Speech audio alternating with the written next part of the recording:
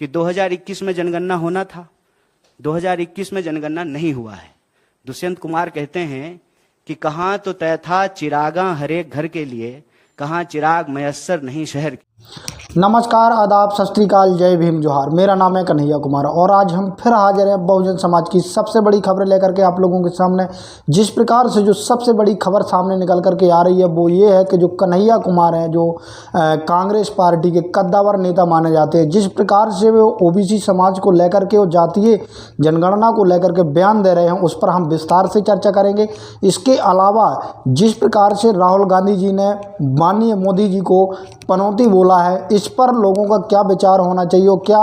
ये होना चाहिए या नहीं होना चाहिए, हम इस पर भी विस्तार से चर्चा करेंगे। इससे पहले मेरी आपसे निवेदन है कि यदि आपने अभी तक हमारे BMM News 90 को आपने सब्सक्राइब नहीं किया तो सब्सक्राइब कर लें, साथ में बेल आइकन को प्रेस कर लें ताकि आने वाला बहुजन समाज से संबंधित कोई भी खबर हो आप तक नोटिफिकेशन पहुँच सके। तो जो सबसे बड़ी खबर है और जो सबसे बड़ा मुद्दा है दोस्तों, आपको सेंसिटिव होकर के सुनना चाहिए और शायद इस चीज़ को बखूबी अच्छे तरीके से समझना चाहिए, क्योंकि जिस प्रकार से मैंने पहले भी कई तरीके से आपको बोला होगा कि जो बहुजन समाज है, कहीं ना कहीं जिस प्रकार से बहुजन समाज को जो वर्ग लाने का काम किया जाता है और कहीं ना कहीं हमारे भोले भाले इतने लोग होते हैं कि कहीं ना कहीं उस चीज़ में फंस जाते हैं। तो मेरे कहने का मतलब ये है कि पहले जिस प्रकार से बाबा साहब ने कहा था कि पहले जानो फिर छानो फिर मानो, उसी प्रकार से आप लोगों को किस प्रकार से इन बातों को मानना चाहिए नहीं, इस पर हम विस्तार से चर्चा कर रहे हैं। जिस प्रकार से कन्हैया कुमार ने अभी राजस्थान में लास्ट समय पर जब लास्ट सभा हुई थी उनकी, उन्होंने एक बयान दिया और उन्होंने कहा कि जिस प्रकार से राहुल गांधी जी जिस प्रकार से जातीय जनगणना की आवाज़ उठा रहे हैं और ये जातीय जनगणना होनी चाहिए, और उन्होंने कई प्रकार से आरोप लगाए भारतीय जनता पार्टी से। तो जो ये आरोप लगा रहे हैं, क्या उन्होंने एक चीज़ का और जिक्र की, आप समझना उस चीज़ को। उन्होंने कहा कि जो कांग्रेस पार्टी थी उन्होंने 2011 में जातीय जनगणना कराई, लेकिन समय बीतता गया और कांग्रेस की सरकार चली गई, जिससे वो जातीय जनगणना हुई थी उसके जो आंकड़े थे वो पब्लिश नहीं हो पाए हैं। ये उन्होंने अपनी बात रखते हुए कहा। एक सफाई यहाँ पर आपको समझने की ज़रूरत है कि आप एक चीज़ बताइए कि जिस प्रकार से उन्होंने कहा कि 2011 में जनगणना ख़त्म हो गई थी और 2011 के जनगणना के जो आंकड़े थे वो कंप्लीट कर लिए गए थे, लेकिन सरकार गिरने से और हम आंकड़े पेश नहीं कर पाए। तो दोस्तों आपको समझना होगा कि 2014 में लोकसभा का चुनाव हुआ था, ठीक है। 2014 के लोकसभा चुनाव में कांग्रेस पार्टी का पतन हुआ था और कहीं ना कहीं बीजेपी पार्टी जीती थी। लेकिन अभी आप देखिए 2011 से 2014 का लगभग 3 साल का गैप रहा है। जिस प्रकार से कन्हैया कुमार जी कहीं ना कहीं जो बरगलाने का काम कर रहे हैं और बार बार वो कह रहे हैं कि मैं ओबीसी समाज के साथ हूँ, जातीय जनगणना होनी चाहिए, और ओबीसी समाज को जिस प्रकार से नीतीश कुमार जी ने 75% आरक्षण दिया है, SST OBC को आरक्षण दिया, उसी प्रकार से पूरे भारत में लागू होना चाहिए। लेकिन समझने वाली बात यह है कि आखिर ये जो कन्हैया कुमार जी बार बार इस चीज़ मुद्दे को उठा रहे हैं, हर सभा में बोल रहे हैं, कहीं ना कहीं ये जो बहुजन समाज उन लोगों को बरगलाने के लिए कह रहे हैं और उनको शायद लग रहा कि यदि हम इन लोगों के हित की बात करेंगे तो कहीं ना कहीं ये लोग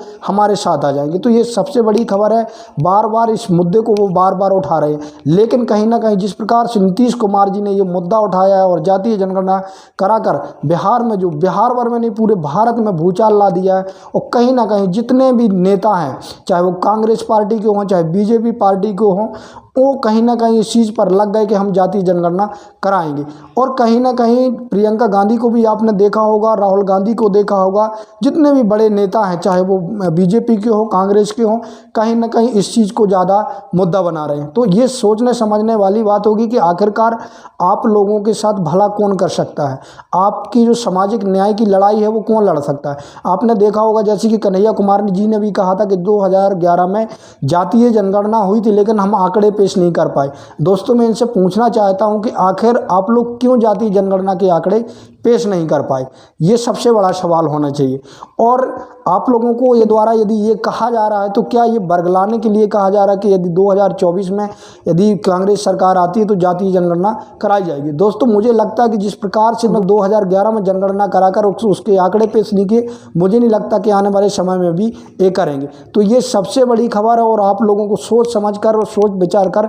शायद इस चीज़ में आपको गहन करना होगा और कहीं ना कहीं लोगों को भी ये चीज़ें बताना होगा कि किस प्रकार से जो ये पार्टियां हैं, कहीं ना कहीं जिस प्रकार से मानवर काशीराम जी कहते थे कि ऐसे एक सांपनाथ और एक नागनाथ है, तो इस चीज़ पर गहन अध्ययन करना होगा और इनकी बायोग्राफी आप लोगों को चेक करनी होगी कि वास्तविक रूप से ये लोग जो शोषित वंचित पीड़ित समाज है, वास्तविक रूप से ये उन लोगों के साथ खड़े थे या नहीं, तो ये ज़रूर देखना चाहिए। वहीं दोस्तों, जो मैंने सबसे बड़ी एक और खबर बताई थी कि जिस प्रकार से हमारे भारत में ये जो विश्व कप हारी है, विश्व कप से जब मैं देख रहा हूँ कि ट्विटर पर भी ट्रेंड चल रहा है पनौती का, जिस प्रकार से नरेंद्र मोदी जी को बार बार पनौती बोला जा रहा है। मैं जानता हूं और मानता हूं कि विपक्ष होना चाहिए और आलोचना भी होना चाहिए जो पक्ष में बैठे हुए लोग हैं, लेकिन जिस प्रकार से आजकल के राजनेताओं का जो स्तर गिर गया है और भाषा की अमर्यादा भाषा बोलने लग गए, क्या ये होना चाहिए? जिस प्रकार से चाहे वो बीजेपी हो, कांग्रेस हो, कभी पप्पू बोलती है तो कभी पनौती बोलते हैं,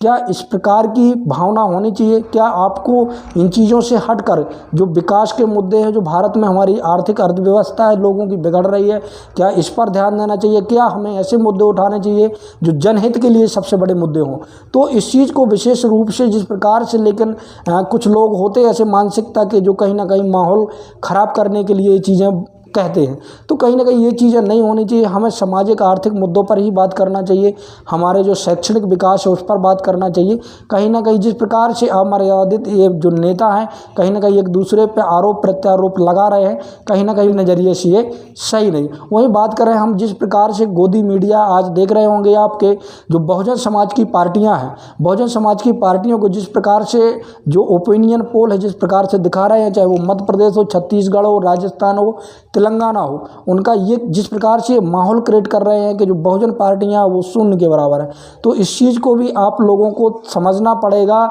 सोचना पड़ेगा। अभी आप देख रहे हैं कि मध्य प्रदेश में मैंने कल भी बताया था कि लगभग यहाँ पर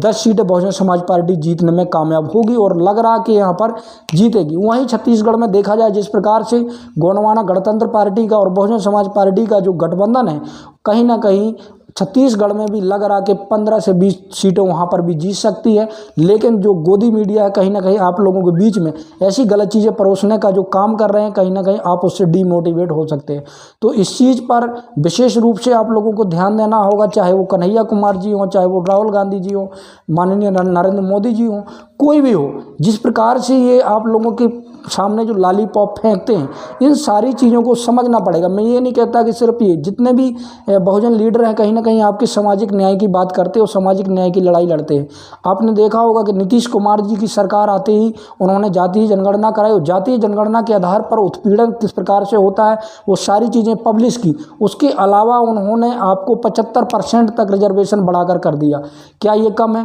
तो जो आपकी जो सामाजिक न्याय की जो लड़ाई लड़ रही हैं वो सिर्फ और सिर्फ बहुजन पार्टियां हो सकती हैं। और जिस प्रकार से ये लॉलीपॉप फेंकने का जो काम कर रहे हो, चाहे कन्हैया कुमार जी हो, चाहे राहुल गांधी जी हो, चाहे मोदी जी हो, इन चीज़ों को आपको सोच समझ करके विचार करना पड़ेगा, क्या सच है या गलत है। आप देखिए कि जिस प्रकार से मोदी जी कहते हैं, क्या उनकी सरकार 10 साल से है, क्या वो आप लोगों को डिलीवर्ड नहीं कर सकती थी ये चीज़ें? या राहुल गांधी ने लगभग जो कांग्रेस पार्टी है लगभग 70 साल यहाँ पर राज किया, क्या जिस प्रकार से ये आप लोगों के बीच में